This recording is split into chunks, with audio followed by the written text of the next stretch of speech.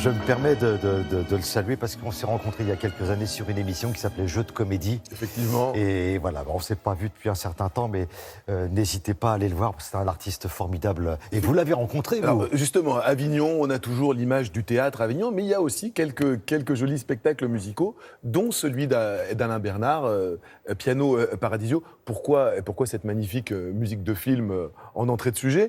Juste parce que c'est l'histoire de quelqu'un qui rêve de devenir compositeur de musique de film. En fait, c'est un petit peu sa vie, c'est un peu autobiographique, c'est coécrit avec Gilles Galliot, un grand metteur en scène et un bel auteur, et c'est rudement drôle, c'est c'est mené avec un rythme, vous ne vous ennuyez pas pendant 1h10, vous ne voyez rien passer. Et en fait, c'est les tribulations d'un type qui vient à Paris pour faire de la musique de film et qui se retrouve à faire des musiques pour les pâtés en croûte. Enfin bon, c'est vraiment, c'est un regard sur ce métier extrêmement drôle, extrêmement émouvant. Et puis, à l'image de son acteur et de son co-auteur, Alain Bernard, je vous le propose de le découvrir tout de suite. Un film d'horreur. Un homme rentre chez lui et découvre sa femme découpée à la tronçonneuse. Un bras, une jambe. Alain, je vous demandais de me faire le pitch de votre spectacle Piano Paradisio. Le quoi? Avec un compositeur un peu blaireau. Un bras, une jambe, une tronçonneuse. Le film est siècle. Le pitch. Le résumé. Le résumé, c'est le parcours d'un musicien qui me ressemble à 80%. Un musicien qui aime la musique depuis ses putains d'enfance. Des premiers cours de piano avec une prof un petit peu sévère. Un vrai cauchemar! Ça, c'est pour qui démarre? Jusqu'à sa dernière musique de film qu'il compose en direct devant le public, une petite valse mélancolique. Les cordes reviennent.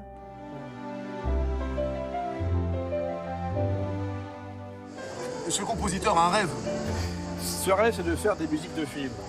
Et c'est vrai que ça, c'est mon rêve de gosse. Et la vie m'a amené à faire plusieurs choses différentes. Du piano-bar, des musiques de pub, des musiques de télé, quelques musiques de film, pas suffisamment à mon goût, mais surtout de la scène. Et ma première expérience dans la pub, ça a été pour une marque de rillettes. Sous le soleil de Rio, déguster la rillette délicieuse. Sinon, j'ai ça, hein. Rillette délicieuse, la rillette de qualité. Dans vos spectacles, de façon générale, il y a toujours beaucoup d'autodérision. C'est ma nature. C'est ma nature, je crois que j'ai grandi là-dedans. J'avais un père qui était décorateur de théâtre, qui écrivait des chansons pour Bourvil, qui avait beaucoup d'humour. Je suis né avec ça, donc j'essaie de transmettre ces valeurs.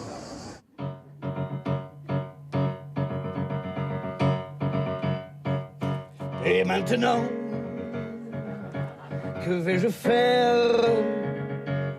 Bon hommage à Ravel, un petit béco. Vous avez été durant des années l'accompagnateur de Smaïn. Qu'est-ce que ce travail vous a apporté? Le contact de la scène. On est parti de petits cafés-théâtres pour arriver à l'Olympia plusieurs fois, au Casino de Paris, au Théâtre de Paris, des grandes salles. Grandir dans l'ombre d'un personnage comme ça, de toute façon, ça apporte quelque chose pour sa propre carrière. Vous êtes prêts, maître? Quand vous voulez.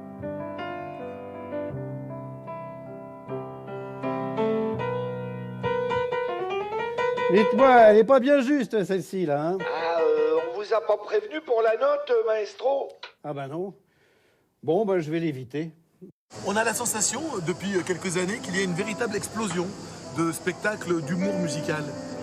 Déjà, il y a beaucoup de spectacles qui ne sont pas musicaux, mais la musique apporte cette dimension émotionnelle. On a besoin de ça.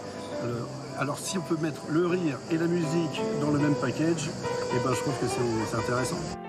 Moi, j'aurais rêvé. J'étais au paradis avec mon piano. Au piano, Paradiso.